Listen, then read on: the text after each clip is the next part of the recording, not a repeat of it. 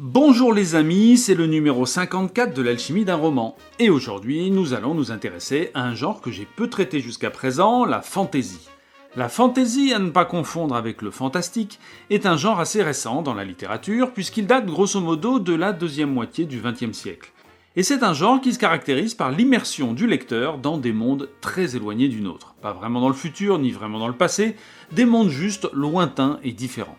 Et pour représenter ce genre, je vous propose de nous pencher ensemble sur la marmite d'un auteur que vous m'avez beaucoup réclamé, Alain Damasio et son célèbre roman La Horde du Contrevent.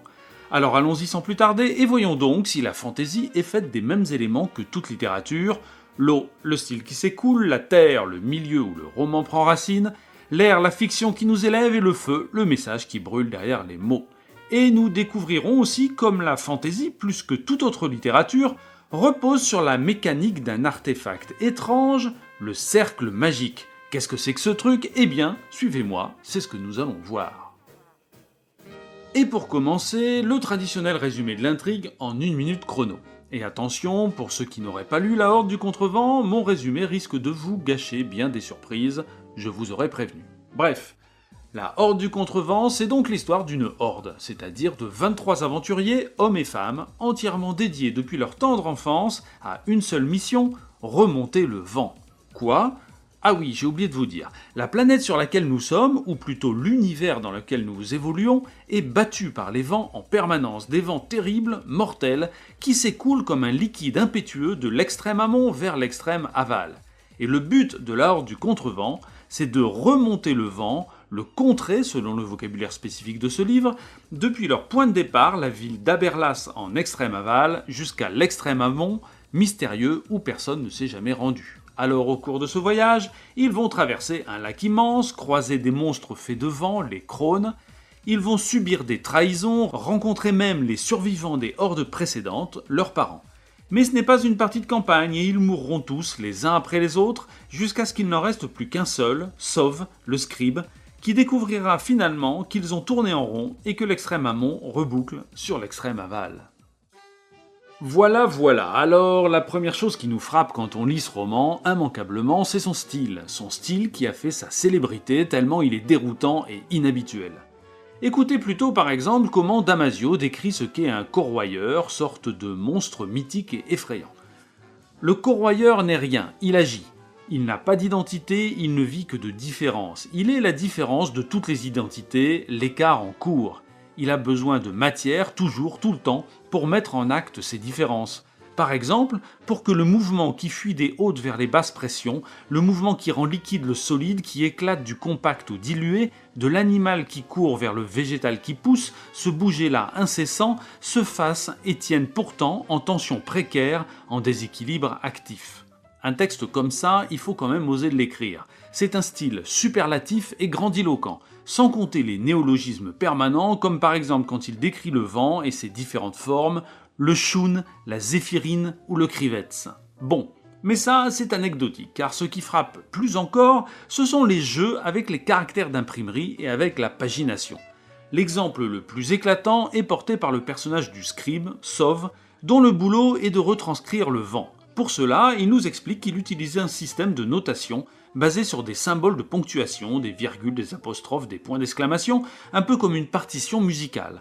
Ensuite, il va plus loin, et quand les personnages sont pris dans une tempête, il entrecoupe visuellement les paragraphes par des lignes de vent. Ainsi, on a l'impression de voir littéralement le vent sur la page de notre livre.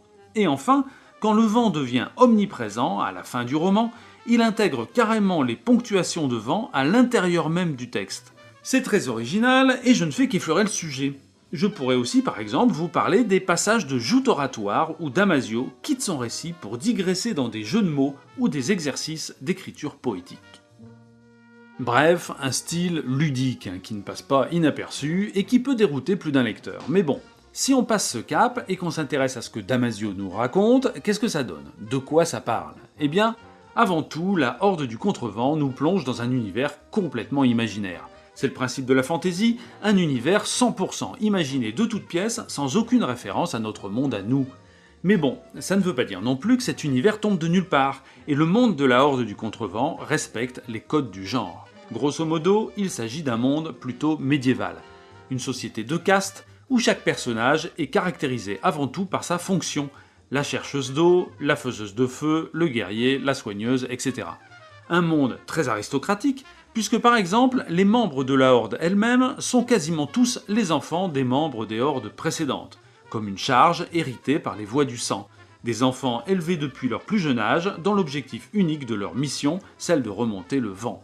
C'est aussi une société assez peu technologique. On n'y utilise que des armes blanches, il n'y a pas de moteur, on ne communique pas avec des ondes radio, mais avec des phares sémaphores. Enfin, c'est une société violente et guerrière où on règle les problèmes par le combat.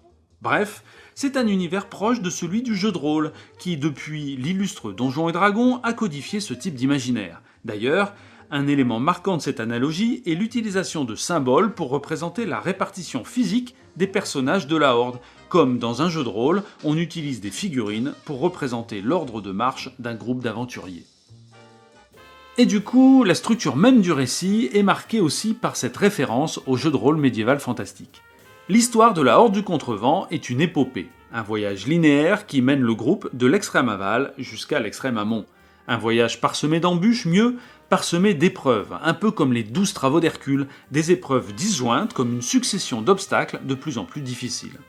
Parce que la Horde du Contrevent est un roman d'intrigue et non un roman de personnages.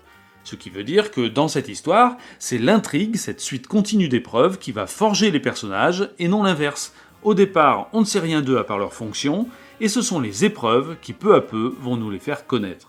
Et en plus, le choix de la fantaisie et d'un univers très éloigné du nôtre permet à l'auteur de s'affranchir des strictes règles de la vraisemblance logique. Le monde réagit à ses propres règles, et par exemple, quand le gouverneur d'une ville conditionne le libre passage du groupe à un concours de poésie, ça passe très bien et personne ne s'en étonne.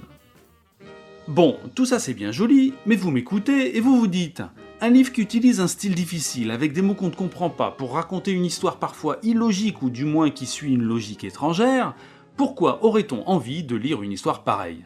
Eh bien là, on touche à la spécificité du genre littéraire qu'est la fantaisie, et nous devrons, pour comprendre, nous pencher sur la notion de cercle magique. Le cercle magique, qu'est-ce que c'est ? Eh bien disons que c'est une espèce de ligne imaginaire qui délimite l'univers du roman et qui isole cet univers particulier d'une autre, celui dans lequel vit le lecteur. Une ligne comme une frontière à franchir et derrière laquelle on trouve un monde lointain avec son style, ses mots, sa façon d'écrire, ses monstres inconnus, sa société et son organisation, et même, pour aller plus loin, avec sa propre logique, les choses qu'on accepte alors qu'on les refuserait dans notre monde. Voilà, le cercle magique est une barrière à franchir par le lecteur pour entrer dans l'univers du roman, une falaise à grimper, on pourrait même dire un coût à payer. Les Américains appellent ça la suspension of disbelief, qu'on traduit en français, comme on peut, par la suspension consentie de l'incrédulité. Autrement dit, dès les premières pages du roman, l'auteur demande à son lecteur d'abandonner son cynisme et son esprit critique et d'accepter les nouvelles lois de son univers. Et plus cet univers est loin du nôtre, plus ce coût est élevé et plus la falaise à franchir est haute. Voilà pourquoi, par moments, ce roman semble tellement bizarre. Parce que Damasio joue franc jeu. Il n'essaie pas de cacher la bizarrerie de son univers, il nous la jette en plein visage et nous demande clairement ou bien vous acceptez cela et vous êtes les bienvenus, ou alors je vous conseille d'arrêter de lire immédiatement. Voilà. Dit autrement, Damasio nous demande un effort. Il nous demande de jouer son jeu comme un maître de jeu de rôle le demande à ses joueurs. Mais pourquoi se donner tout ce mal ? Qu'est-ce qu'il a à nous dire qui mérite un tel effort ? D'abord, il y a le simple dépaysement. Il y a le plaisir de découvrir cet univers, et mieux, d'y participer soi-même. Par exemple, Damasio commence chaque paragraphe par un symbole qui identifie le personnage en train de parler. Et le lecteur doit aller chercher à qui correspond ce symbole sur un marque-page spécial. C'est un véritable effort à fournir. Au début, on s'y perd carrément, et il faut quelque temps de cette gymnastique avant de savoir qui est qui parmi les 23 personnages. C'est un effort à fournir pour grimper la falaise et entrer dans le cercle magique. Mais c'est aussi un jeu, et si vous vous prenez au jeu, vous aurez littéralement l'impression de gagner votre place dans ce monde en fournissant cet effort particulier. Car c'est cela la récompense principale du lecteur, entrer lui-même dans le cercle magique, s'approprier cet imaginaire et y vivre le temps de 700 pages. Il est aussi marquant de constater comme les explications de Damasio à propos de son univers restent toujours très floues.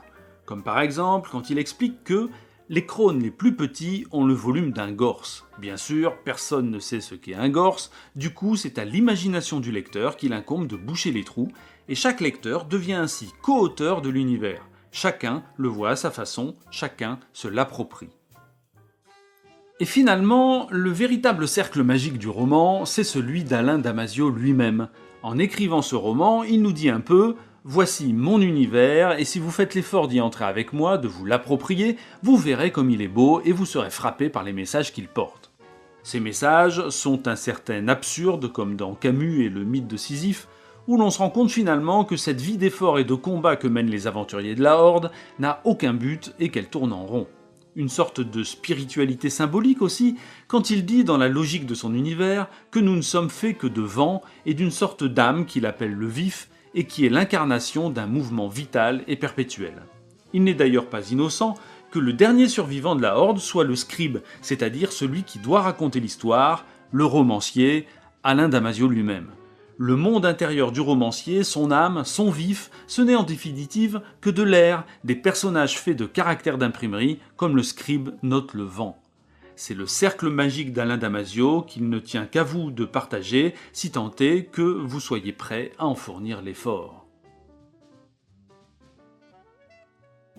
Et voilà, c'est terminé pour la fantaisie, et comme nous sommes au mois de juillet, il est temps de marquer une petite pause estivale jusqu'en septembre, le temps pour moi de m'attaquer sans doute à une œuvre un peu plus longue que d'habitude, et que je décortiquerai avec vous à la rentrée. En attendant, si vous trouvez le temps long, vous pouvez toujours visionner mes épisodes précédents et vous abonner au passage à ma chaîne YouTube.